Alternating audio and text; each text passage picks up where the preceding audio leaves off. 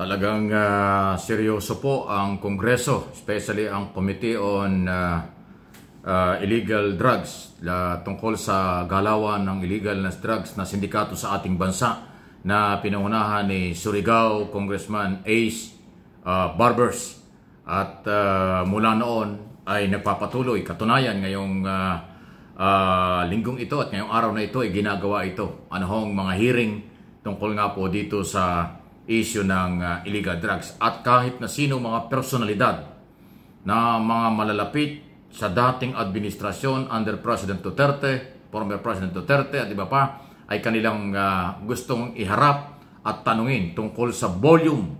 Bilyon po kasi ang halaga ng drugs na na-discover niya sa may Central Luzon kamakailan. Okay? At pati dyan si Michael Yang, ay isa yan sa mga gustong makaharap. Pero mukhang hindi pa malinaw kung kailan ito haharap sa komite. Pakinggan nyo sinasabi ni Congressman Barbers, chairman ng komite. Committee hearings. So again, I'd like to welcome everyone. Good morning. Good morning to my esteemed colleagues. Okay, so ayan o, pagpapatunay lang. Guests and resource persons, ladies and gentlemen. Allow me to walk you through the saga that we have gone through the past 6 hearings of this committee. At the start, we discovered the 3 billion shabu shipment delivered to a warehouse in Mexico, Pampanga, owned by Empire 999 Corporation. Despite several invitations, the corporation's officers failed to show up even when their corporate existence has been threatened with cancellation, leading us to conclude that they own the illegal drug shipment. This NBI operation unraveled a web of mysteries. The Chinese incorporators of Empire 999 were able to secure fake documents like birth certificates and passports, which they used to buy 292 titled lands in Pampanga alone, were found to have relations with other corporations. They are also found to have close ties to local government officials who facilitated the transactions and granted the permits they needed to construct warehouse facilities in the area. We accidentally uncovered an elaborate scheme that hid from the scrutiny of our regulatory agencies the interlocking set of incorporators in several corporations. Now suspicions were aroused, and it couldn't be denied that indeed these corporations must have illicit relations. The NBI, the Philippine National Police, the Philippine Drug Enforcement Agency, the Philippine Statistics Office, the Department of Foreign Affairs, the Anti-Money Laundering Council, the Land Registration Authority, the Office of the Solicitor General, and the Department of Justice are now involved in this massive investigation that may well become the mother of all scams by today's standards. The scams are not limited to money, but connect to a much deeper reason, undermining our government and threatening the very existence of our nation. From what seemed to be limited to a serious illegal drug shipment, we are now faced with Chinese personalities posing as Filipinos, bribing their way towards controlling our economy, grabbing our lands, controlling our politicians, and sowing disunity among the populace. To say that this has become a national security concern is an understatement.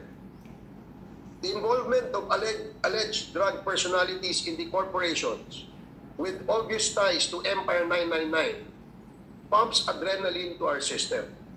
It drives us to know more of the secret that the labyrinth holds.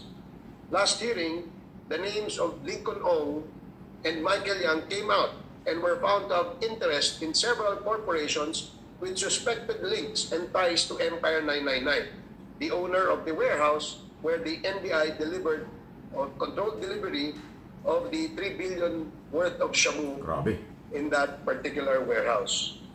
Through motions by our colleagues, these individuals are invited today to shed light on their interest in these corporations with interlocking sets of incorporators. Incidentally, when the name of Michael Yang came out, questions as to his identity in relation to past allegations were likewise asked. So to get to the bottom of things, the committee, through proper motions by its members, extended an invitation to former Police Senior Superintendent Eduardo Asierto, who back in 2017 alleged that the two individuals were suspected drug personalities. Colonel Asierto was the former deputy of the Philippine National Police Anti-Drug Operating Unit, or the AIDSOTF, the precursor of the Philippine National Police Drug Enforcement Group, or the PDEG. You know? It is said that Colonel Asierto, during his stint in AIDSOP, investigated illegal drug trade and was involved in several anti-drug operations. A certain Mr. Arturo Las Cañas was also invited, although we have yet to receive any message from anyone as to how he may be contacted. We were informed, though, that Mr. Michael cannot make it as he is still out of the country. So, ayan po si Congressman Ace Barbers po ng Surigao ang inyong napapakinggan na chairman ng committee, at kanyang binibigay lang po yung ibang initial information sa ongoing investigation, pang ilang araw na, pang ilang meeting na po ito. So nakita naman ninyo, mahigit na 3 bilyong halaga ng drugs sa isang lugar na warehouse dyan sa Central Luzon. At yung mga pinaniniwala ang nasa likod nito ay mga dayuhan, maaaring fake na Pilipino or mga Chinese national.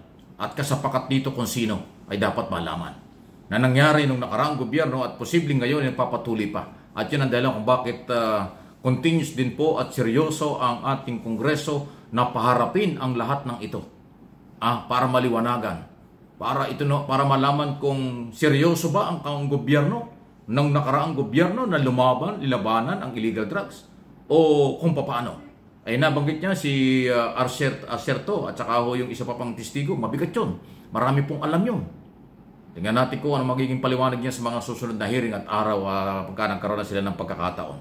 So, kaya ko ito binibigyan sa inyo ng update kasi tulad ng sinabi ko, napaka-active po ngayon ng iba't ibang komite ng Kongreso para hanapin ang lahat ng mga posibleng mga taong sangkot sa katiwalian at mga nagsamantala sa kapangyarihan na nakataya yung seguridad, buhay ng mga Pilipino. Doon sa human rights violation, mainit na iniimbestigahan yan. Tungkol sa West Philippine Sea, gentleman agreement, nakasalang din yan. Tungkol sa mga pera kung saan ginamit ng nakaraang gobyerno, nakasalang sa Committee on Appropriation. At ito nga, tungkol sa drugs. Dahil nga po yung Michael Yang na pinag-uusapan, ay yan ang economic advisor ng dating Pangulong Duterte. Hindi ko sinabing may kinalaman si Duterte. Pero nga, may mga nagsasabing dapat imbitahan na si Duterte para magpaliwanag dyan. Tingnan natin kung ano mangyari. At nagpapatuloy po ang tinuturing kong seryoso na Kongreso ngayon. Ibang-iba ito kumpara sa nakaraang Kongreso dahil kanilang iniimbestigahan at pinapatawag ang lahat ng mga personalidad na pwedeng may kinalaman sa mga illegal activities sa bansa.